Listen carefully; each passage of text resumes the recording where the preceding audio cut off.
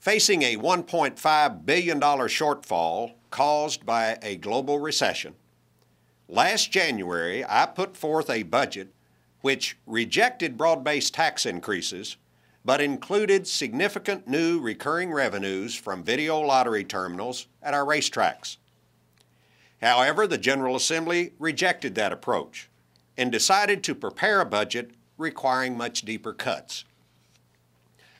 Although the leadership of the House and Senate publicly acknowledged that they were very close to reaching an agreement on most budget issues toward the end of the regular session, they failed to harmonize their differences and adjourned without passing a budget. The two primary areas of difference that created the impasse were the levels of debt and the funding levels for priority areas, specifically the K-12 education programs funded through the formula known as SEEK. Over the last few weeks, I've urged the General Assembly to resolve their remaining differences. And to help them do so, I've met privately with Senate President Williams, House Speaker Stumbo, and the A&R committee chairs in both chambers. But so far, they seem unable to resolve those differences. Therefore, to help break the impasse, I am coming forward today with a plan to help them resolve the remaining 5% or so of the issues that remain in contention. Let's open both of these now.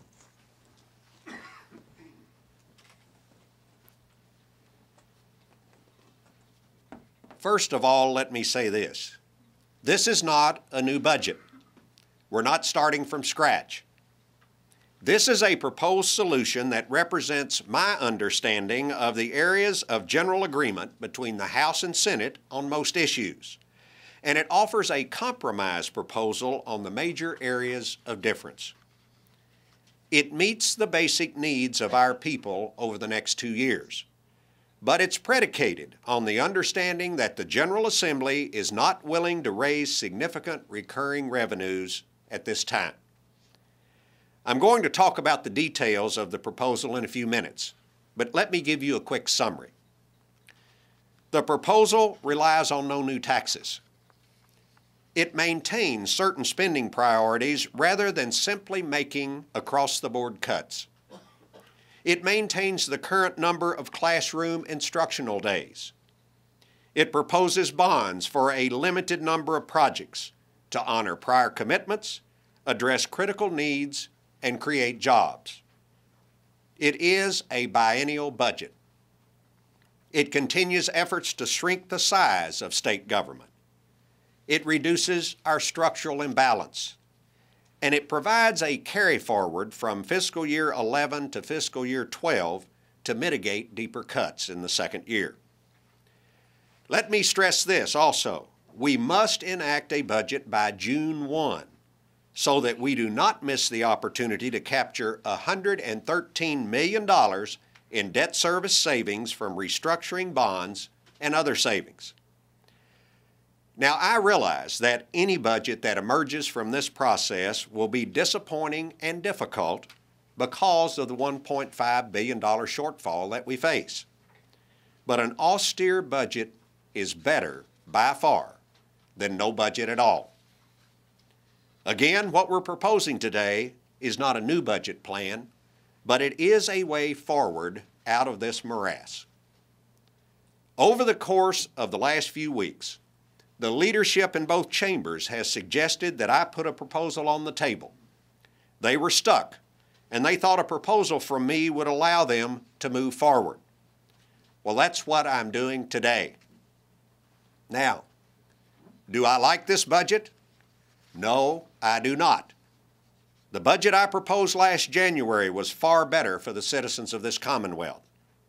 However, this proposal is a reasonable compromise on the remaining issues dividing the House and Senate. I will be calling the General Assembly into special session on May the 24th to pass a budget. The call will include the executive branch budget, the transportation cabinet budget, the biennial and 6-year road plans, and a revenue-related bill that both the House and Senate relied upon in balancing their proposals. I strongly urge the House and Senate to sit down immediately and reach an agreement, either using this proposal or some variation of it, and be prepared to act on it on May the 24th. We must have an enacted budget, and I see no reason why the special session should last any longer than 5 days, the minimum amount of time to pass a piece of legislation. The consequences of inaction for Kentucky and for Kentuckians are unacceptable, and I am doing everything in my power to avoid that scenario. However, in the end, only the House and Senate can pass a budget under Kentucky law. It is their responsibility to get the job done, and the citizens of Kentucky will neither forgive nor forget a failure to do so.